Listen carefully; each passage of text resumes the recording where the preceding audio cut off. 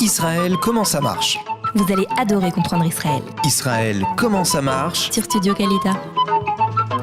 Salut à tous, on se retrouve une fois de plus avec Maître Yael Adjedj Marwani qui nous a parlé de tout ce qu'on doit faire, surtout du testament. Alors là, on voudrait s'intéresser à un sujet aussi important parce que testament, certes, mais il y a aussi la fiscalité des successions. Et nous qui voyageons beaucoup, parfois en France, parfois en Israël, parfois les gens ont aussi plusieurs nationalités, pas seulement franco-israéliens, parfois ils vivent, et en tout cas ils ont la nationalité d'autres pays. Est-ce qu'ils doivent payer des taxes lorsqu'ils font une succession et dans quel cas ?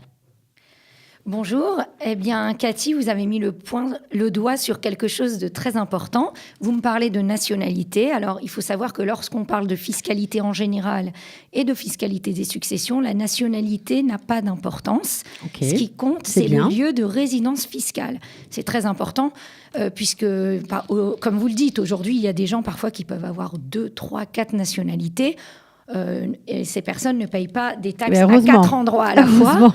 Ce qui compte, c'est le lieu où ils vivent. Alors évidemment, il y a plein de critères de résidence fiscale, mais pour répondre de façon générale, on parle du centre des intérêts vitaux de la personne. C'est ce qui détermine la résidence fiscale. Donc une fois qu'on est sûr du lieu de résidence fiscale du défunt et des héritiers, et du lieu de situation des biens, ça c'est plus facile à déterminer, alors on saura si une fiscalité s'applique. Alors est-ce que les héritiers doivent payer des taxes et dans quel cas ? Alors j'y viens. Quand on parle de taxes, vous voulez certainement parler des cas entre la France et Israël. Pour faire simple, on ne va pas parler non plus du Japon. Mais non, c'est sûr. Voilà, donc il faut savoir qu'à ce jour, en Israël, il n'y a pas d'impôt sur les successions. Aucun. Les choses peuvent changer, c'est en discussion, mais pour l'instant, il n'y a aucun impôt sur les successions. Ça veut dire que... Ce n'est pas le cas en France. Exactement. En gros, en France, ça ne peut pas être pire. Donc, si on se réfère à l'article 750 ter du Code général des impôts, lorsqu'il y a une succession qui touche de près ou de loin la France, une fiscalité s'applique. C'est-à-dire de près ou de loin, soit que le défunt résidait en France, il y avait sa résidence fiscale, soit que les enfants résident en France, les héritiers résident en France, soit quand les biens sont situés en France. Dans chacun de ces cas, une fiscalité peut s'appliquer. C'est-à-dire qu'on peut payer des taxes. On peut payer des taxes en France sur une succession qu'on perçoit, même si on vit en Israël.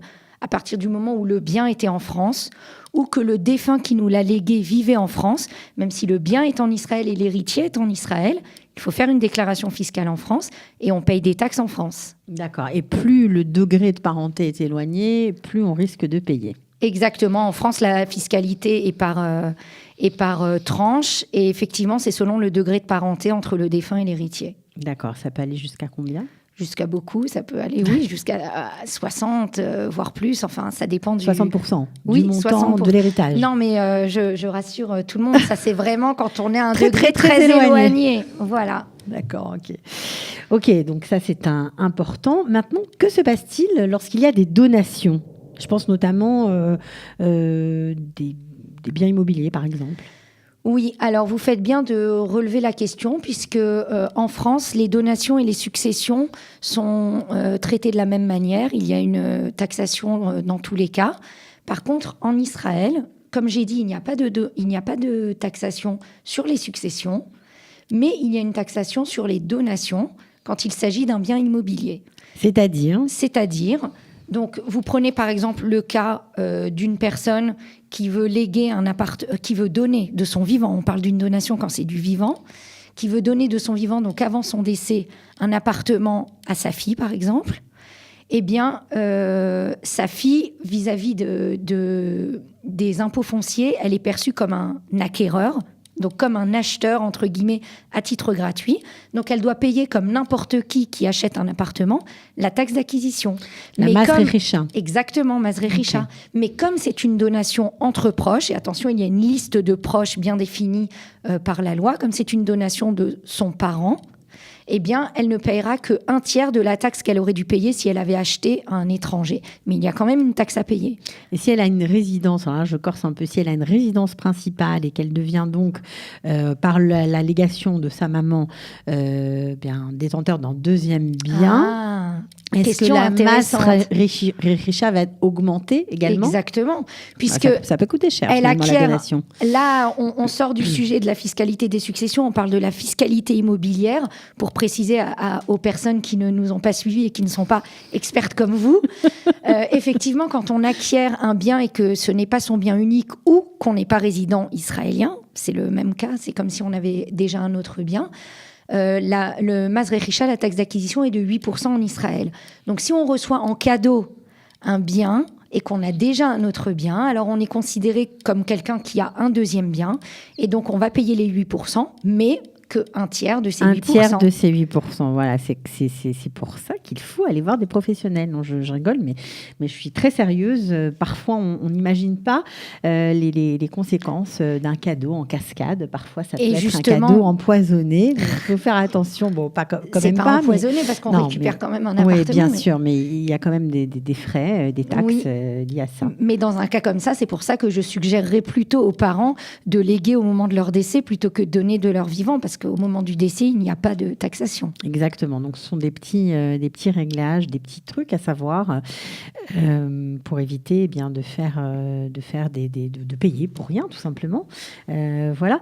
Alors, est-ce que on a un conseil, vous avez un conseil à nous donner dans ce cas-là? Est-ce qu'il y a des choses à savoir pour éviter de faire des bêtises, on va dire? La meilleure chose à savoir, c'est ce que vous conseille Kalita, c'est de faire son alia, que les héritiers fassent l'alia et que tous les biens soient en Israël. À ce moment-là, il n'y aura pas de taxe. Ouais, voilà, c'est compliqué, ça devient compliqué. Mais enfin, bon, en tout cas, on a compris au cours de toutes ces émissions que vous nous avez brillamment données, où vous nous avez donné des conseils, vous nous avez expliqué les choses, que le testament, en tout cas, c'est une chose importante à faire pour éviter des soucis, des problèmes. Au moins, les choses sont noires sur blanc, sont claires, et on peut faire aussi un peu ce qu'on veut parce qu'on est en Israël, quoi. Voilà, et justement, puisque vous revenez sur l'affaire du testament, dans un testament, puisqu'on répartit les biens entre les héritiers, on peut aussi les répartir d'une façon optimale qui puisse, dans certains cas, réduire la fiscalité selon le lieu de situation du bien et selon le lieu de résidence des héritiers. Donc effectivement, on peut s'arranger dans la mesure du possible en toute légalité pour optimiser. Eh ben ça, c'est un conseil à suivre. Voilà, merci beaucoup pour votre intervention, maître Yael Adjedj Marouani. Alors, je rappelle que vous êtes avocat depuis 10 ans, vous habitez, vous travaillez à Ranana, vous êtes en Israël depuis 15 ans, donc vous avez étudié en hébreu, donc vous êtes tout à fait au fait de tout ce qui se passe. Non, mais c'est important parce que parfois, on ne sait pas trop comment ça se passe, et parfois on craint un peu d'aller voir des avocats francophones. On se dit, ils connaissent peut-être pas l'hébreu, ils savent pas comment ça se passe, ils sont pas forcément israéliens, mais là vous avez les deux casquettes et c'est parfait. Merci beaucoup, maître Yael Marouani, à bientôt. Merci à vous. Au revoir. Au revoir. Israël, comment ça marche? Vous allez adorer comprendre Israël. Israël, comment ça marche? C'est tout de suite sur Studio Kalita.